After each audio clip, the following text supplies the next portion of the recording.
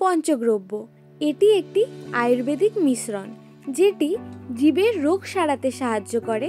তার পাশাপাশি পশুদের ক্ষেত্রে এটি পুষ্টি এবং জৈব ওষুধ দুটির কাজেই ব্যবহার হয়। তাছাড়াও বনস্পতির জন্য এটি অধিক ফলনে সাহায্য করে। তার পাশাপাশি পোকামাকড় এবং রোগ প্রতিরোধ ক্ষমতাও বাড়ায়। এবার চলে আসি আমরা পঞ্চগ্রব্য বানাতে কোন কোন উপকরণগুলি কাজে লাগে। প্রথমে রয়েছে গোবর। গোবর লাগছে আমাদের 7 কেজি, গরুর ঘি লাগছে 1 কেজি, গোমূত্র লাগছে 10 লিটার, পানি অর্থাৎ জল লাগছে 10 লিটার, গরুর দুধ লাগছে 3 লিটার, গরুর দই লাগছে 2 লিটার, কোমল ডাবের পানি 3 লিটার, গুড় 3 কেজি, ভালো করে পাকা কলা লাগছে আমাদের 12টি। এই সব উপকরণগুলি আমাদের পঞ্চগ্রব্য বানাতে কাজে লাগবে। পঞ্চগ্রব্য কিভাবে প্রস্তুত করা হবে?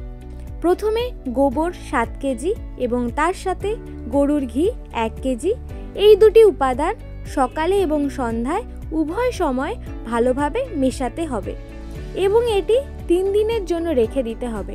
3 দিন পরে গোমূত্র 10 লিটার এবং জল 10 লিটার এই মিশ্রণটি 15 দিন রেখে দিতে হবে এবং সকালে এবং সন্ধ্যায় উভয় সময় নিয়মিতভাবে মেশাতে হবে।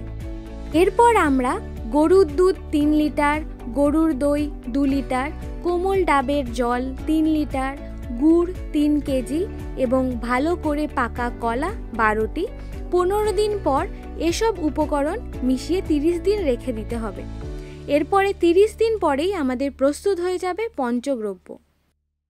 এবার পঞ্চগ্রব্য বানানোর সময় এবং পরে কি কি জিনিস খেয়াল রাখতে হবে। অবশ্যই যেই মিশ্রণটি তৈরি হচ্ছে সেটি প্রশস্ত মুখযুক্ত মাটির পাত্র অথবা কংক্রিটের ট্যাঙ্ক অথবা প্লাস্টিকের ক্যানে রাখতে হবে এবং অবশ্যই পাত্রটি কোনো খোলা স্থানে রাখতে হবে। তাছাড়া সকালে এবং সন্ধ্যায় উভয় সময় দিনে 2 বার মেশাতে হবে। তাছাড়া আমাদের তারের জাল বা প্লাস্টিকের মশারি দিয়ে ঢেকে রাখতে হবে যাতে মাছির ডিম না পাড়তে পারে। এগুলি আমাদের একটু খেয়াল রাখতে হবে। পঞ্চগ্রব্য আমরা কোথায় কোথায় ব্যবহার করতে পারবো?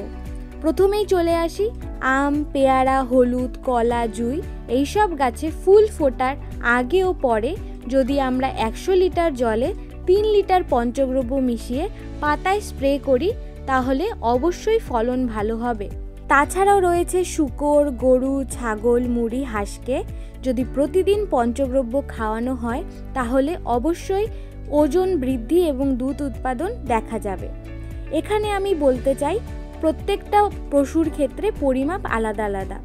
শুয়োরের ক্ষেত্রে যেরকম 10 থেকে 50 ml, ছাগল বা ভেড়ার ক্ষেত্রে 10 থেকে 20 ml, গরুর ক্ষেত্রে 100 ml এবং মুরগির ক্ষেত্রে 1 ml। আমাদের ব্যবহারের সময় অবশ্যই পরিমাপটা খেয়াল রাখতে হবে, তবে আপনারা অবশ্যই ভালো ফল পাবেন। এই বিষয়ে আরও তথ্য ভালো করে জানার জন্য এখানে যেই ওয়েবসাইট দেওয়া আছে এখানে যাবেন। আমরা এখানে যেই তথ্যগুলো তুলে ধরেছি এটা অবশ্যই প্রমাণিত। এটি horticultural research station, Tamil Nadu agricultural ইউনিভার্সিটির। আপনাদের অসংখ্য ধন্যবাদ।